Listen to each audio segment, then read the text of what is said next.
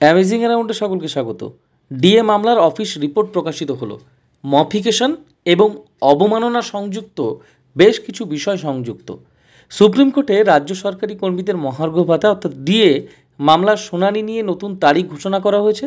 আগামী 4 আগস্ট 2025-এ এই মামলার শুনানি হবে। এই শুনানিকে কেন্দ্র করে রাজ্য সরকারি কর্মীদের মধ্যে নতুন করে আশা জেগেছে। এই মামলার সর্বশেষ অবস্থান কী রয়েছে, কী পরিস্থিতিতে দাঁড়িয়ে রয়েছে এই মামলাটি? আগামী 4 আগস্ট 2025 তারিখে সুপ্রিম কোর্টের 12 নম্বর কোর্টে এই মামলার শুনানি হবে। মামলার তালিকায় এটি 13 নম্বর আইটেম হিসেবে অন্তর্ভুক্ত আছে, তবে এটি টপ অফ দ্য লিস্ট হিসাবে উল্লেখিত আছে। এই শুনানিতে একাধিক গুরুত্বপূর্ণ বিষয় নিয়ে আলোচনা হওয়ার সম্ভাবনা দেখছেন অনেকে। এই শুনানিতে যে বিষয়গুলো নিয়ে আলোচনা হওয়ার সম্ভাবনা দেখছেন, অর্থাৎ পুরনো মুলতবি যে বিষয় রয়েছে 2022 সাল থেকে জমে থাকা পুরনো মুলতবি বিষয়গুলি নিয়ে আলোচনা করা হতে পারে। অতিরিক্ত নথির বিষয়টি, ইউনিটি ফোরামের পক্ষ থেকে অতিরিক্ত কিছু নথি জমা দেওয়া হয়েছে, যা এই শুনানিতে বিচার করা হতে পারে বা এই শুনানির পর্যালোচনায় উঠে আসতে পারে। সংগ্রামী যৌথ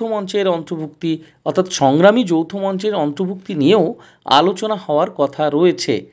রাজ্য সরকারের আবেদন রয়েছে এবং রাজ্য সরকারের পক্ষ থেকে 27 জুন 2025 তারিখে আদালতের আদেশ পরিবর্তনের অর্থাৎ মডিফিকেশনের জন্য যে আবেদন করা হয়েছিল তারও শুনানি হবে।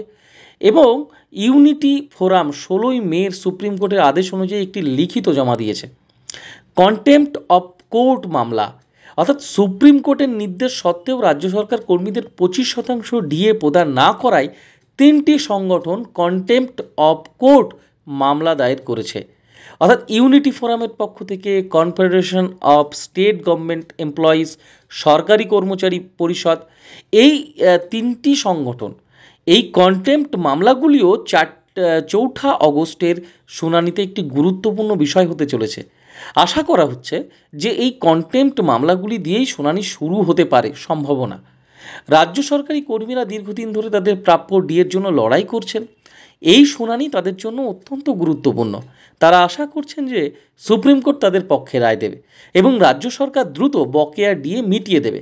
এখন অবশ্যই অপেক্ষা করতে হবে 4 আগস্টের শুনানি কর্মীদের জন্য কোনো সুখবর নিয়ে আসতে পারে কিনা তার জন্য। অবশ্যই এই বিষয়ে আশার আলো দেখছেন রাজ্য সরকারি কর্মচারীরা।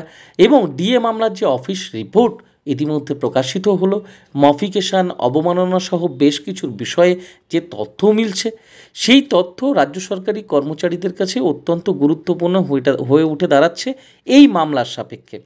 এবং সুপ্রিম কোর্টে রাজ্য সরকারি কর্মীদের মহার্ঘ ভাতা বা অর্থাৎ ডিএ মামলার যে শুনানি, সেই শুনানির নতুন তারিখ 4 আগস্ট 2025, এই তারিখে শুনানি হবে।